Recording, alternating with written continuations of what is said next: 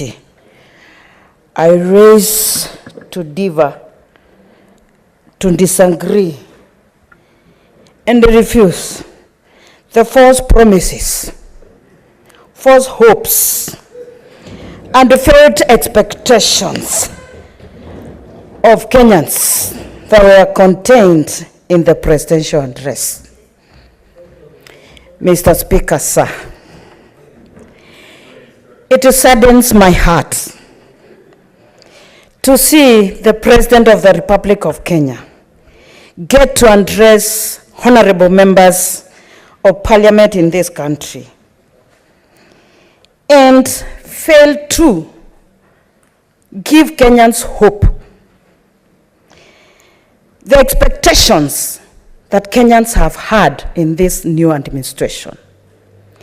My expectation as Senator Beth Siengo was for the President, first of all, to apologize to Kenyans for lying to them, for false promises, and making life more difficult for Kenyans to live in this country.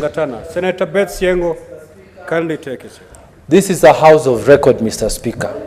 Irrespective of how you feel, whether you like a person or you cannot use words like lying. It's not parliamentary, Mr. Speaker. And we have already finished 1 year. Some of these things should not be happening, Mr. Speaker. No, you can't say lying. That's not parliamentary, my young daughter. Senator Mungatana, you've made your point of order. Senator Chirangei, kindly hold your horses. Senator Chirangei. Senator Beth Siengo, this is a house of rules and procedure. Yes, sir. I know, and I recognize that. As you make your contribution, kindly be guided by rules and procedure and use parliamentary language. Mr. Speaker, sir, it is good to follow and to use parliamentary language. But when one makes a promise that has never been fulfilled, what do we call that? Mr. Speaker, sir, when Kenyans... Senator Beth Siengo, the reason why I'm guiding you is to help you take your point home by using parliamentary language. If you insist, you know exactly what will befall you. Proceed. Thank you, Mr. Speaker, sir. I am guided, but the challenges facing Kenyans are too enormous. The cost of living is unmanageable. The prices of fuel cannot even be imagined. Mr. Speaker, when the President of the Republic of Kenya talks of transforming economy by giving loans and supporting Kenyans to ask for loans where they are expected to repay, this is not a new thing. It has been happening. Kenyans have been living on very difficult conditions of borrowing and repaying those loans. I don't see how it is a new way of transforming the economy. Mr. Speaker, sir, when we talk of giving Kenyans hope, it will start with practical things that the current administration is doing to improve the living standards of Kenyans. Allow me to say that on inclusivity, it also saddens my heart. When this Kenya Kwanza administration was doing their campaigns, they talked of how they would stand by women, support women, appoint more women, ensure more women are elected, ensure that more women are appointed. It is disappointing to see the same women who have been played games on are misused, are struggling, are crying, even to take their children to school, even to place food on the table for their children. Mr. Speaker, sir, as representatives of the people of this great nation of Kenya. We must speak the truth, and we should not stand here to lie to Kenyans. How the current administration. Is a point of order, Senator Chair. I stand under standing order number 98, 103, and 105. You have directed, unless you will now need to invoke standing order number 121 for disorderly conduct. You have directed that the senator uses parliamentary language, but she continues to use the word lie.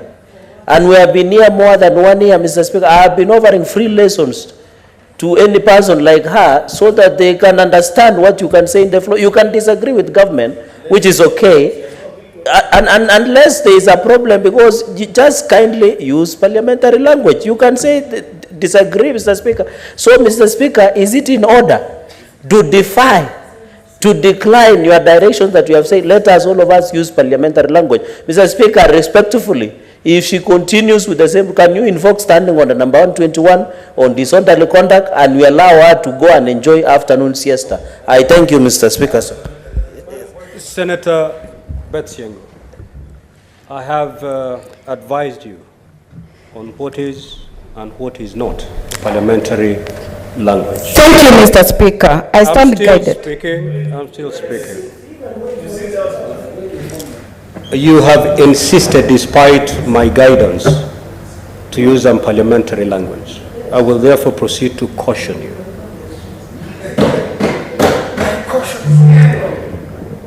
Secondly, before you proceed, just as a way of helping you,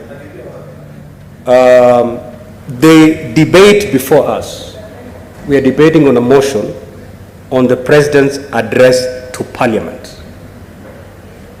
What you ought to debate here, it is the address made by the President.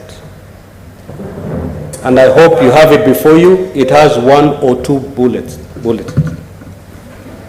If any of those bullets you're not agreeing with, you point them out.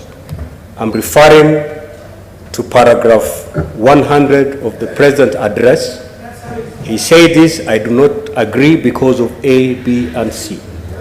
That's how honorable members debate honorably. Proceed. Thank you, Mr. Speaker. If I may change the wording, untruthful statements amounts to not telling the Kenyans the truth. Mr. Speaker, sir, it is good that I stand guided, but sincerely I'm holding the speech in my hand. If I may look at point...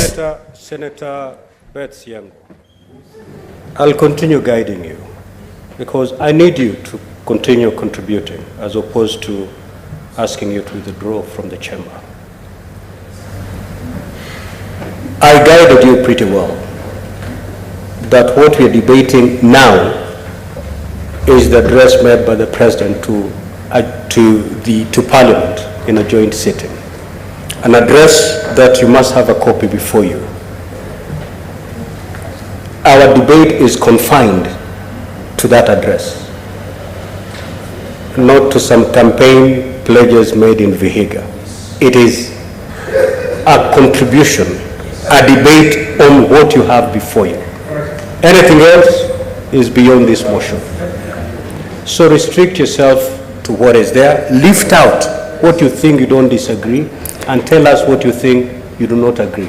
Lift out what you agree and tell us what you agree. That is the essence of this debate. Thank you, Mr. Speaker. It may be untrue to you, it may be true to others. Proceed. Thank you, Mr. Speaker. When I mentioned on the campaigns, it is just expounding on some points, sir. Thank you for your guidance. As I had indicated, I'm holding a copy of the speech. And when I expound on a point or explaining, because I don't expect honorable members in this House also to support that which is not true. That is my point, sir. Looking at point 1.2, that is 12, where the speech indicates that the leadership has transformed the national political conversation from personalities to issues, from regional or ethnic license to opportunities. Mr. Speaker, my heart is bleeding. Because when we are talking of opposition leadership as the alternative government in waiting, we are ready. Order, yes. Order, honorable members. Of course, we are ready to offer. Of course, the opposition is a government in waiting. Proceed. We are ready to offer better leadership, to offer truthful promises, and to deliver to the Kenyans. Because Kenyans want development. Kenyans want to live a life that they will be proud to be Kenyans, but not to feel downtrodden, depressed, crying every day, worrying of what will be the price of fuel tomorrow be. It is unfortunate. From the speech, point number 14, I would say I disagree with this because there is a lot of wastage by this government. On Monday, we were treated to a spectacular thing where we saw people flying from one county to another using chartered planes, choppers, where the costs of hiring a chopper ranges between 200 to 300 thousand Kenyan shillings. Yet, there is a Kenyan waiting for their children who have completed class 8, sat for their KCPE, and they don't know where to get school fees from. There are Kenyans who are going to bed hungry. They don't know where to get the next meal from.